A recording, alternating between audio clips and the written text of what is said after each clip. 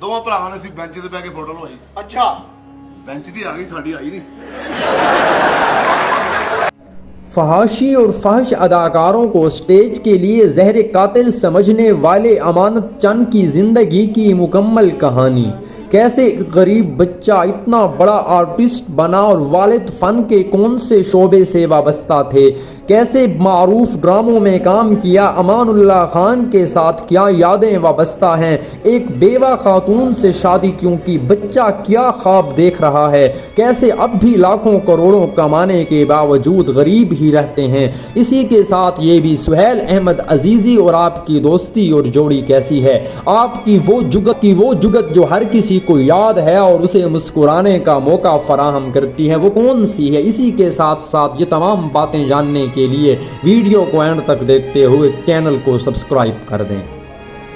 1978 को पहलवानों के शहर गुजरावाला में पैदा होने वाला अमानत चंद, जो बचपन ही से बहुत गरीब था, लेकिन फ़न की सूरत में उसका ख़ानदान हमेशा से मालामाल रहा, क्योंकि उसके वालिद एक मारूफ बैंड मास्टर थे। उस वक्त चूँकि उन चीज़ों को इतनी अहमियत नहीं दी जाती थी, उससे उनके वालिद को इतने पैसे हासिल हो जाते कि वो बेचारा अपने बीवी बच्चों का पेट पाल सकता, लेकिन उससे माशी आसूदगी और खुशहाली हासिल नहीं हो सकती थी। अमानत चंद को 10 साल की उम्र ही से ये अंदाज़ा हो चुका था कि उसके अंदर एक फ़नकार मौजूद है, बस उसे मौका मिलने का इंतज़ार है, और इसी के साथ साथ ये भी कि जब उसको मौका मिलेगा वो भरपूर अंदाज में अपने अंदर के फ़नकार को ज़िंदा करके कामयाबियाँ समेटेगा। लेकिन आगाज़ ही में गुजरावाला के थिएटर पर उसे काम करने का मौका मिला, जिसमें उसको बड़े बड़े अदाकार बब्बू बराल, अमानुल्लाह खान, सुहेल अहमद अजीज़ी और दूसरे फ़नकार मिल गए।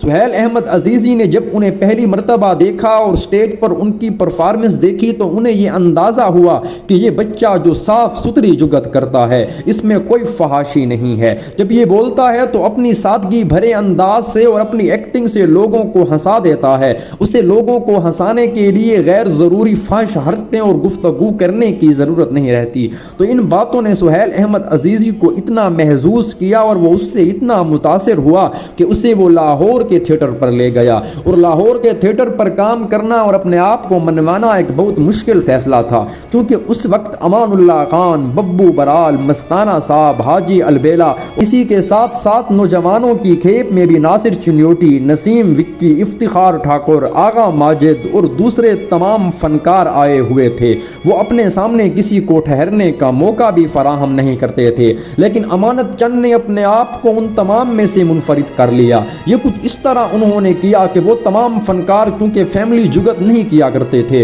वो स्टेज पर खड़े होकर नाज़रीन और सामीईन को हंसाने के लिए अपनी तमाम तर कोशिशें करते और उन्हीं में वो फहाशी में भी कूद पड़ते। लेकिन अमानत चंद ने सारी उम्र अपने आप को इस काम से महफूज रखा। एक इंटरव्यू में उन्होंने बताया कि मैं ये समझता हूँ मैंने अपने पूरी कैरियर में कोई गंदी जुगत नहीं की, मैंने आज तक ख़वातीन का भी कुछ इस तरह एहतराम किया कि उनको भी कोई जुगत नहीं की, और मैंने आज तक जो भी काम किया है मैं बड़े फ़ख्र के साथ अपनी फैमिली के साथ बैठकर अपना काम देख सकता हूँ।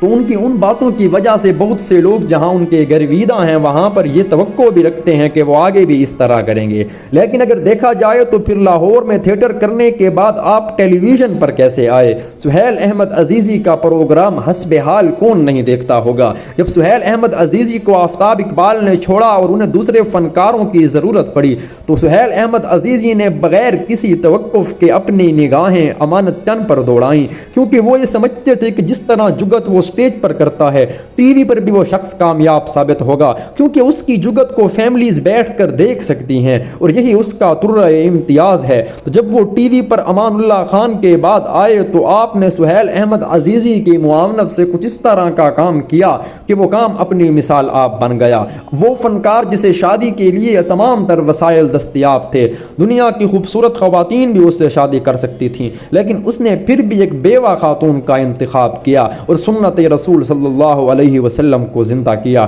آپ کے بچوں کی اگر بات کریں، آپ کا بچہ کرکٹ کھیلنا چاہتا ہے اور بہت اچھا سپنر بھی ہے، آپ بھی ماضی میں ایک بہت اچھے سپنر رہے تھے اور اسی وجہ سے آپ کا انداز بھی جب آپ کسی ڈرامے میں داخل ہوتے ہیں تو ایک سپن بولر کی طرح داخل ہوتے ہیں اور پھر میچ میں چھا جاتے ہیں۔ لیکن آپ کا بیٹا پاکستان کرکٹ ٹیم اور پی ایس ایل کے لیے کھیلنا چاہتا ہے اور وہ بہت اچھی پرفارمنس بھی رکھتا ہے، لیکن ذہِ نصیب سفارش نہ ہونے کی وجہ سے انہیں موقع نہیں ملتا۔ اگر اس کے ساتھ ساتھ ناظرین، سامعین اور خواتین و حضرات بات کی جائے، سہیل احمد عزیزی ہمیشہ سے امانت چند کو سب سے اچھا اداکار سمجھتے ہیں اور آج کل امانت چند کی جو معروف ڈرامے اور فلمیں ہیں وہ اس قدر چھائی ہوئی ہیں کہ انہیں لاکھوں بلکہ کروڑوں مل رہے ہیں، لیکن امانت چند کو اس سے کچھ اس صورت میں حاصل نہیں ہو رہا کہ وہ اپنے بیوی بچوں کے ساتھ آج بھی اس مکان میں رہتا ہے جس میں وہ کبھی رہا کرتا۔ اپنے والدین کا وہ گھر آج تک اس نے نہیں چھوڑا، والدین کا کام بھی اس کے بھائی سنبھال چکے ہیں، بہت اچھا گاتا ہے، بینڈ بھی بجاتا ہے۔ اگر امانت چند کی مشہور زمانہ جگت کی بات کی جائے تو بہت شاندار ہے اور اسے سننے کے بعد آپ بھی بے ساختہ مسکرا پڑیں گے،